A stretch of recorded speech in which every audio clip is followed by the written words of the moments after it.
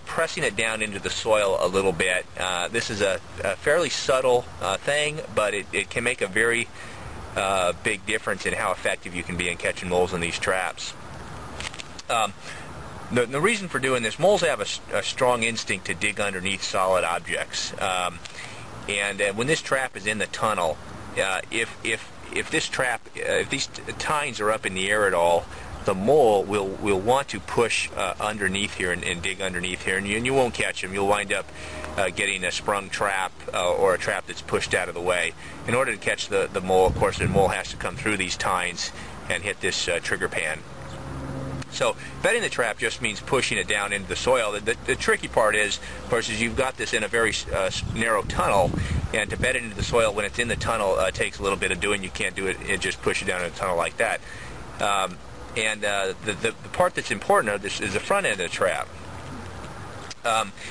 Some people make a mistake in bedding this trap, and they'll push. They want to push down on the back end of the trap, and what I want to show you here is when you do that, the front end of the trap tends to rock up in the air. It kind of seesaws it up into the air, and that's really a disaster from the point of view of catching these moles, because if the trap is in the ground like that, the mole will definitely come underneath here, and he won't go through the jaws. To get the front end pressed down in the soil, the correct way to do this is to push downwards and forwards, and sort of at this angle on this handle of the spring, or on this spring catch on the back end of the trap. And if you press downwards and forwards, you'll see it kind of pushes this front part of the trap down into the ground. It kind of rocks, the whole trap kind of rocks forward, and it won't go down in the ground very far, but it's enough that this is now solidly set or bedded into the soil, and there's a much higher chance that the mole, when he comes through here, he will not perceive that to be a foreign object. He will think it's just rocks or roots or whatever, and he will come right over there and hit that pan, and increases your chance of getting the moles by a pretty big factor.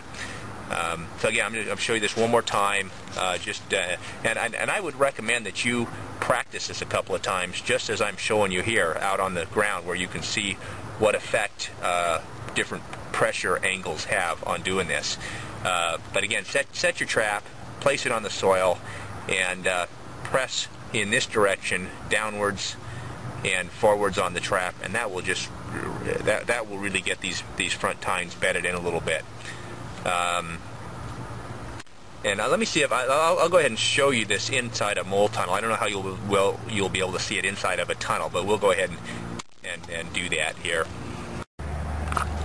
Okay, so here we've got more of a close-up of an opened-up mole run that go back in that direction, and when you do this, you want to just slide this in, slide those front tines into the tunnel, and to about there, you'll have the back end of the spring winder will be projecting out of the tunnel just a little bit, and there's just enough room for you to grab onto that spring winder and push. I push it forwards and downwards at the same time, and you can't see what's going on because obviously the front end of the trap is inside the tunnel, but you can kind of feel that front of the trap bedding down into the soil a little bit, and I'm pushing it that direction. Same thing over on this other side. I'm going to set this trap real quick.